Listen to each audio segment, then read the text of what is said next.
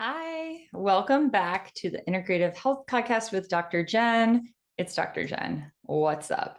It's just going to be me for this episode because I wanted to do a part one of GLP-1 agonists, talk about it a little bit, talk about some new research, and just clear the air about it. So first, you guys know I love peptides. Peptides are chains of amino acids that are usually smaller than 45 amino acids. They are not a protein. They're chains of amino acids, which help with specific functioning in cell signaling, neurotransmission, hormone regulation, and other physiological processes. And some peptides in our bodies. Insulin, produced by the pancreas, right? Insulin regulates blood sugar levels by promoting the uptake of glucose into cells for energy and storage. Oxytocin, I'll do a deep dive into that in another episode. It's the love hormone, plays a role in social bonding, childbirth, and lactation.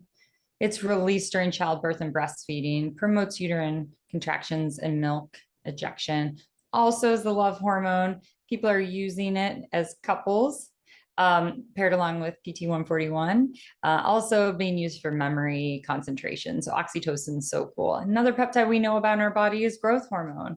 Stimulates growth, helps regeneration in humans, and it plays a key role in childhood growth, muscle maintenance, and metabolism regulation. And that's one that is a prescription that are given to kids that need it. And in the peptide world, we have growth hormone secretagogues, which are cool. They're awesome. And they help your body secrete its own growth hormone, but we'll talk about those another time. So what is GLP-1? Glucagon-Like Peptide-1, GLP-1 agonists, secreted by the L cells in the intestine in response to food intake, stimulates insulin secretion from pancreatic beta cells in a glucose-dependent manner, meaning it enhances insulin release when blood glucose levels are high. It inhibits glucagon secretion from the pancreatic alpha cells, and it reduces blood glucose levels that way.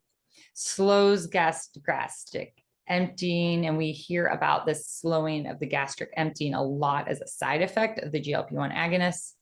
But this does lead to the increased satiety and the reduced appetite. And a lot of patients and clients say that it reduces that food noise also.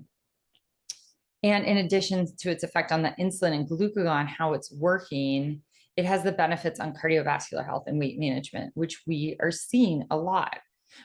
Now, this can be done the right way or the wrong way. The right way is the way that integrative and functional doctors have been using it for, over a decade, right?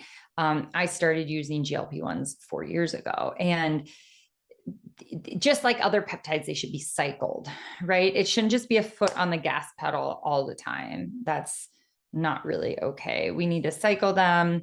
We need to not increase the dosing from like a little to a high right away, because then you're going to get more side effects.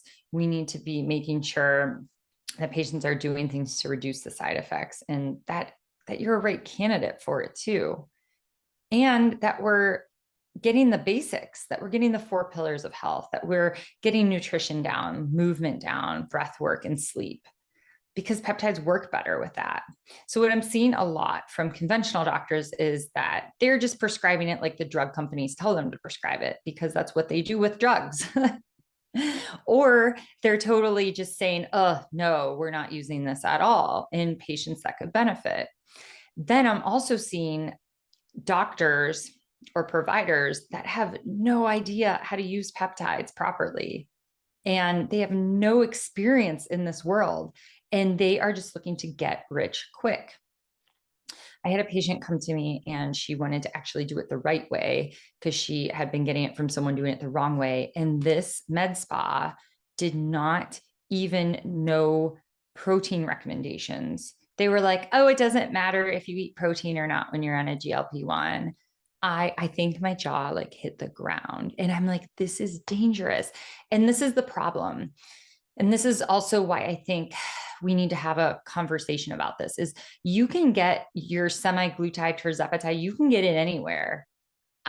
No one can stop you. It's out there. Everyone is prescribing it. It's like candy in a candy store. You can get it, right? And this is why it's candy in a candy store, because not all candy is good for you, right? Maybe you can have a treat every once in a while, but you need to know how to control it and how to use it and what the side effects are. And should you cycle it, or are there other peptides you can use to enhance it? There's all these little nuances that come with time with a doctor that is used to using them and has your best interest in mind.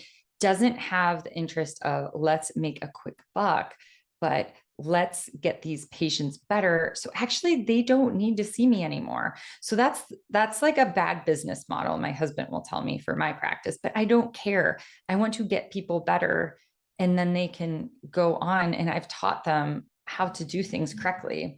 Now, there is one caveat to that, is longevity medicine, because I want to work with anyone that wants to biohack and do longevity work with me forever, because we can just always keep improving and doing stuff. And that's fun. But not everyone needs that. Now, when we talk about the GLP-1s, there's also the GIP. GIP stands for glucose dependent insulinotropic peptide. So this is something that is in the newer generation. And then there's even another newer one that's out. I'm just waiting a little bit for my colleagues who are going to be using it and see, but there's even more. And I can do another podcast on that. If you guys love this podcast so much and share it and like it and write a good review, I will just keep coming out with more and more on peptides. I love talking about them. So GIP is similar to GLP-1, but also it's secreted by K cells in the intestine in response to food intake, particularly glucose and fat. And it also stimulates insulin secretion from pancreatic beta cells, promoting glucose uptake by cells and lowering blood sugar levels. And GIP secretion is also glucose dependent, meaning it enhances insulin release when blood glucose levels are elevated. Also, there's another extra role where it contributes to lipid metabolism and energy storage. So tirzepatide, brand names Mounjaro and Zepbound, are the GLP-1s and GIP. So they're just like one step up, right? And I'll tell you what I see differently with patients with those. Now, both of these are administered via subcutaneous injection. Now, there is an oral semaglutide coming out. I haven't, I've heard it's working okay, but maybe not as good as the injectable.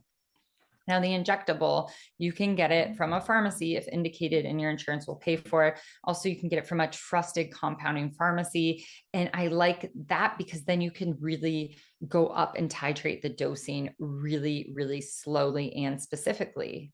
A lot of the side effects with these GLP-1s are coming from dehydration, is one that we've seen. So my compounding pharmacist told me there was like a med spa giving them out, and they started them on such high doses that one patient ended up in the hospital with kidney failure, right? It was reversible. It was from dehydration. So you have to be careful about that. And that's starting low and going slow. And this is the same practice I use with hormones. Wow. Surprise, right? Because it's the safest thing to do. And we want to have good outcomes, but we also want to be safe. So if you're starting lower and then you can titrate up, you are going to get some nausea. You will get a little bit of nausea because it's different, but you don't have to. You don't have to have this horrible nausea, because I want my patients to eat still. I want them to eat still. Yes, eating is important. One thing that's interesting about the GLP-1s and the GLP-1s GIP is that you are seeing that slowing of the metabolism, right? Even when they're off of it. So how do we combat that? Well, the third generation ones are going to have better processes with that, and actually keeps that metabolic burn up. But with these ones that we're using now, what you need to do is to lift weights, because then when my patients get off of their semaglutide or tirzepatide, they're still maintaining their weight. Maybe they'll gain 2 pounds back because they're maybe trying, or maybe their hunger is back a little bit, or they're cycling. So it's luteal phase and they're eating a little more carbs, and that's okay, right? But we're teaching them how to eat properly, how to eat protein, and how to keep muscle. So lifting weights is so important. I'm not talking about 5 pounds. I'm talking about heavy weights, women lifting heavy weights. You're going to improve that insulin resistance even more, which, by the way, that's why most people do so well on semaglutide and tirzepatide, because they're insulin resistant. Like they have tried everything and their weight is not coming off because they have that insulin resistance. I see it all the time in my office. Now, first, let's back it up. Before we even think about going on peptides, we need to have the 4 pillars of health nailed down. That's nutrition. So eating protein, 30 grams of protein each meal. Protein goals for women, 120 to 150.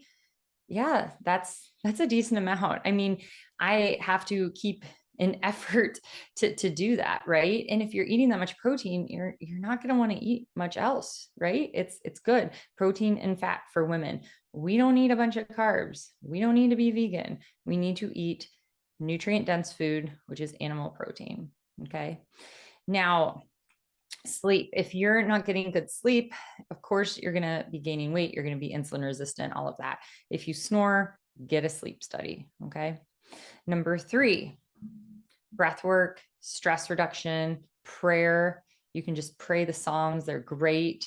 You know, sit down with scripture and just read over it and pray. Decrease that stress, increase the joy in your heart. Okay. That is going to help. Movement, lift those heavy weights. I just spoke about that.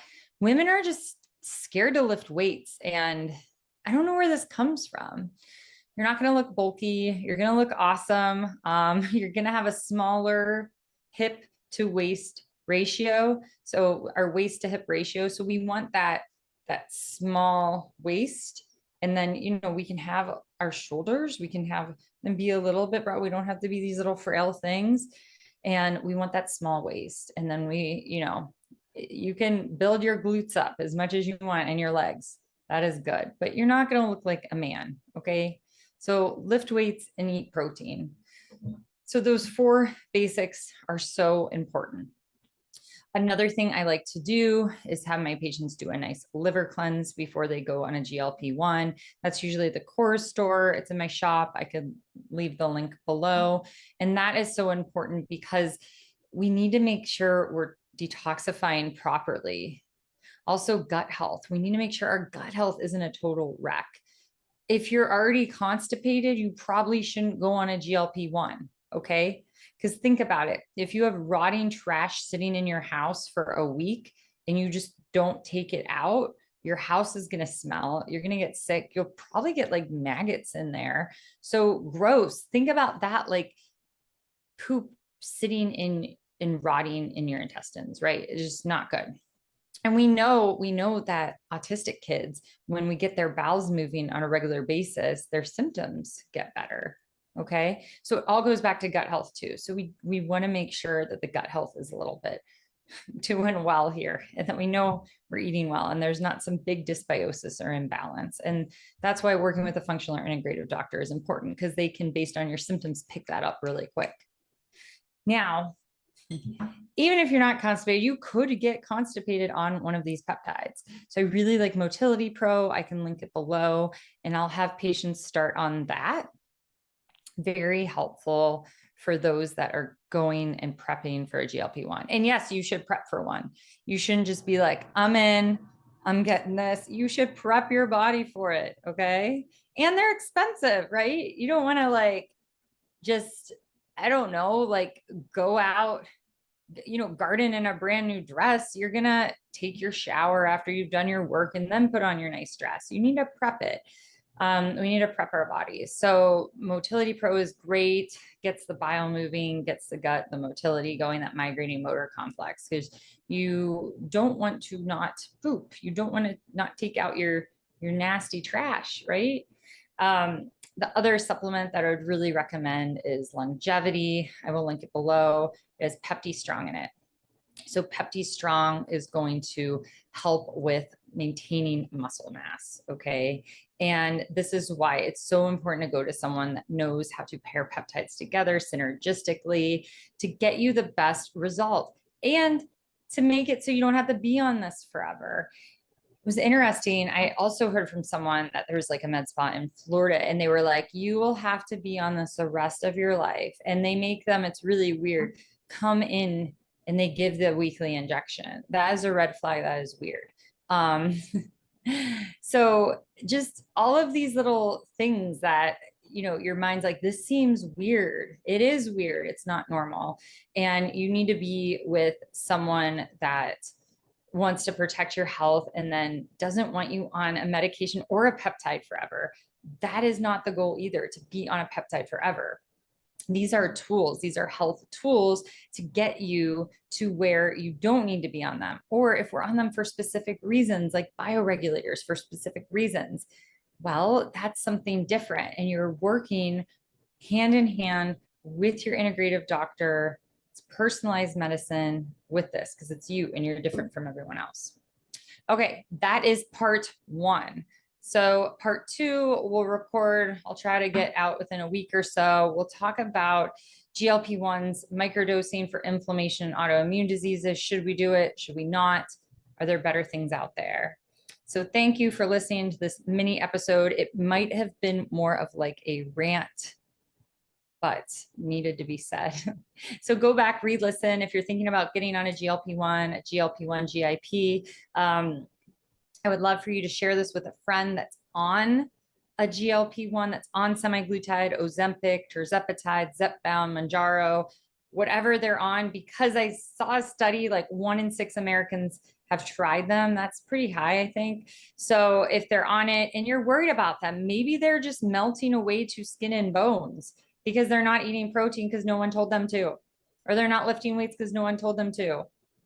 That is not good. They'll probably stay on them forever because once they get off, their metabolic rate is way down because they weren't told the right things to do, right? We don't want to be a slave to these things because they're pharmaceuticals now, these peptides, right? Before, we were just using them as peptides. Now they're all, this is a big pharma's involved. It's like a thing, right? So we want to outsmart it. We want to use them correctly in the right way to our advantage. We want to biohack with them. We want to live longer. We want to get the benefits without the side effects. Okay. All right. If you're as passionate as me about all of these things, please share, please like my podcast so then more people can get the information. All right. Dr. Jen signing out.